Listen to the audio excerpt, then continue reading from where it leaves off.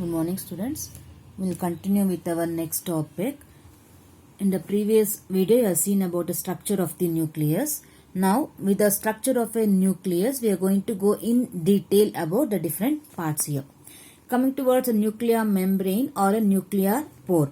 When you come towards the structure of a nuclear membrane or a nuclear pore, you can observe like this.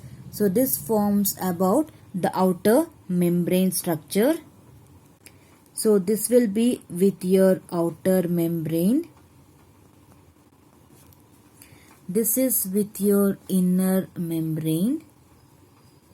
So this will be with your nuclear envelopes or the nuclear membrane, and the gap what you are observing here, this refers for the nuclear pore.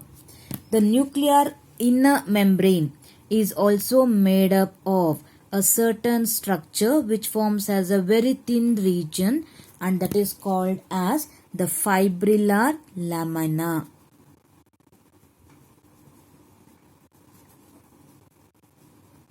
The fibrillar lamina. And this fibrillar lamina is the one which is rich in the electron proteins. So what is the major function of this? The major function of this is it helps to support the inner membrane. It has to support this inner membrane. And you can also observe that the outer membrane is also being studded with the certain ribosomal structures. These are the ribosomes. So apart from all these things, you can observe here the presence of the nuclear pore. So where the nuclear pore is just going to form as a compartment like structure, it looks as a formation of a pipe like structure. So this is how the structure is going to look like. And this structure is called as annulus. The annulus is the one which is being made up of 8 vertical fibers. 8 vertical fibers. The annulus, in between, it is being studded with the lumen. So this is the lumen what you can observe. This is called as the lumen. And the lumen is the one which is being made up of the nucleoplasmin. So through this lumen, the substances is going to enter inside and going to go outside. This is how it is going to take place. As I told, they have the presence of the 8 vertical fibers, and these 8 vertical fibers will be present here, and it forms as a longer thread-like structures. This is how the pores are going to look like. So the structure of a nuclear pore, you're going to call it as octagonal in shape. It is called as octagonal because they have 8 vertical fibers. It is called as octagonal in shape. Coming towards the standard size between the two membrane, it is called as 800 Armstrong. But when you take the presence of only the lumen distance, the lumen size, it is been 500 Armstrong. Whatever the substance is going to move inside or going to move outside, that is through this lumen, and it is only 500 Armstrong. But when you're going to compare the entire the nucleopore region, it will be around 800 Armstrong. And the nucleopore number, previously we have seen that it will be around 1000 to 10,000 in number. So this is the structure of a the pore and a nuclear membrane together. Coming now, the continuation of that. The next part we can see here about the nucleoplasm. So about the nucleoplasm with a few characteristic features in the structure we have seen. Once again we are going to have a glance. They are rich in enzymes. The enzymes, it can be present for the functioning of the DNA replication, such as the DNA polymerase will be present. the RNA synthesis, that is mRNA synthesis, like RNA polymerase can be present. Apart from all this, there may have 10 more enzymes will be present depending on their functions.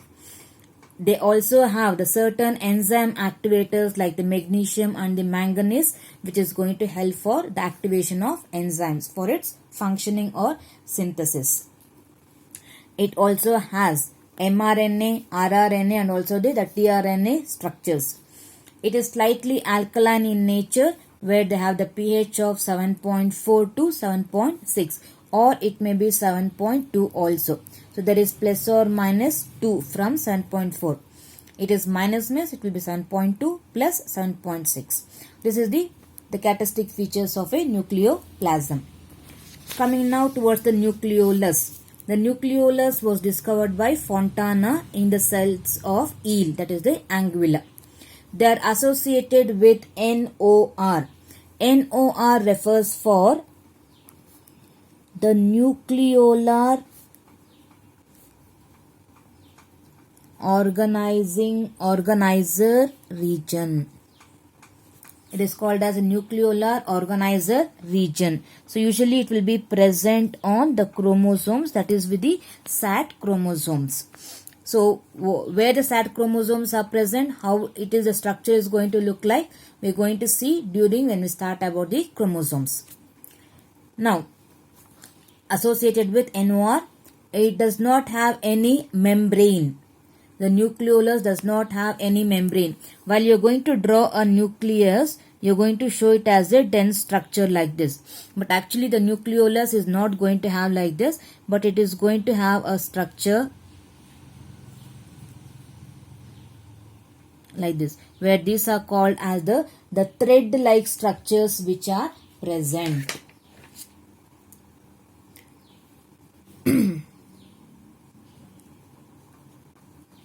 Where these are the inner substance, those occur as the granules of rRNA, and this inside they have the dense material, and these are called as the nucleolar chromatins.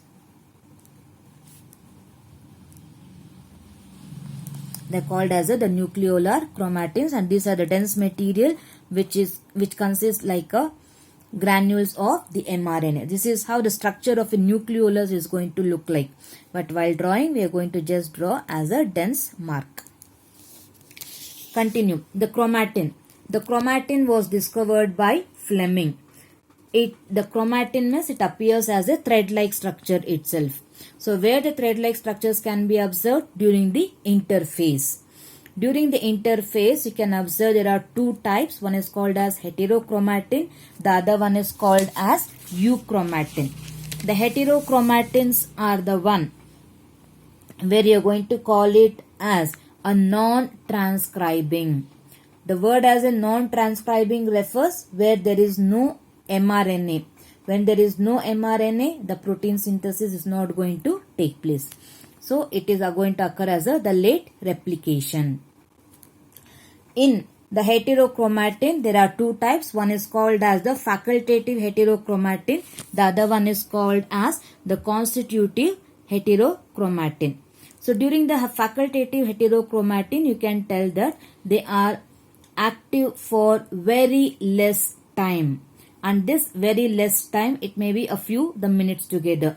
And that can be observed in the bar bodies. Bar bodies means usually it will be present on the X chromosomes in case of the females. Usually the females are going to have two X chromosomes. One, you can observe it will be very active in nature, which remains as a functional structure, and another X is going to appear or gets demarcated on towards one particular corner or towards the peripheral region.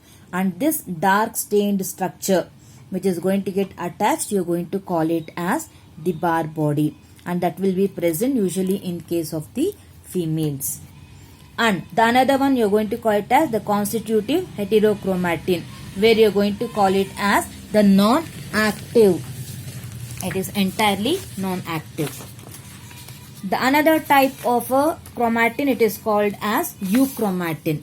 The euchromatin, they undergo the early transcribing. So early transcribing in the sense where they have the presence of mRNA and protein synthesis is going to take place, and that forms as the early replication.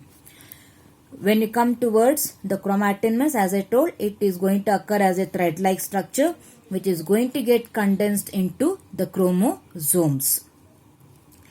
The next one you are going to see about the chromosomes in our next video. Thank you.